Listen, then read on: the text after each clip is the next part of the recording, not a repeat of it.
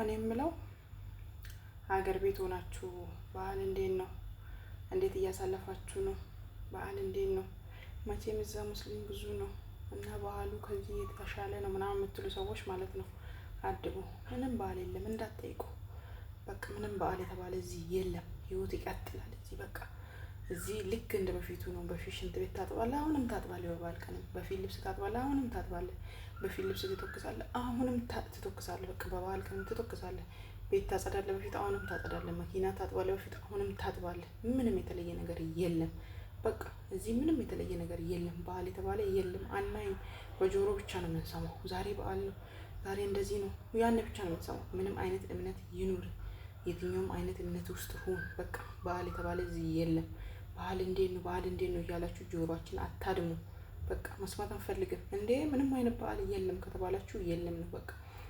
የዛሬ ዓመትም በዓል እንዴት ነው ትላላችሁ። አይ ምንም የለም ስንላችሁ ዛሬም ደግማችሁ በዓል እንዴት ነው፣ እንዴት እያሳለፋችሁ ነው፣ ሰገዳችሁ፣ እንዴት ነው?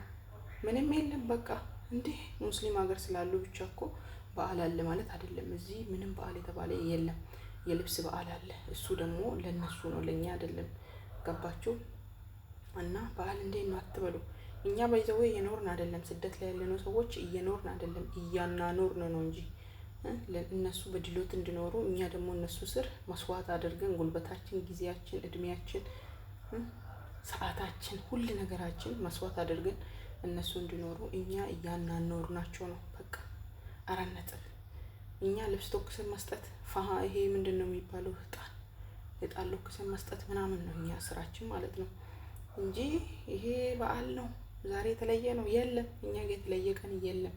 በቃ ሁሉም ቀን ለኛ አንድ ነው። ምንም ይሄ የተቀየረ ምናምን ነገር የለም። በዓል እንዴት ነው አትበሉ። በቃ የትኛውም እምነት ላይ ያለው ሰው ይሁን፣ የትም ሀገር ያለው ሰው ይሁን፣ ምንም በዓል የለም። ስደት ላይ በዓል የለም። በዓል እንዴት ነው? እንዴት እያሳለፋችሁ ነው? ቆንጆ ነበረ። እንዴት ነው የምናሳልፈው? በፊት እንደምናሳልፈው ነው የምናሳልፈው። በዓል እንዴት ነው ምናምን እንዳትሉ፣ በቃ እንዳትሉ፣ አድቡ። ምንም የለም ከተባላችሁ ምንም የለም ነው። የለም የለም፣ በዓል የለም የለም። በዓል እንዴት ነው አትበሉ።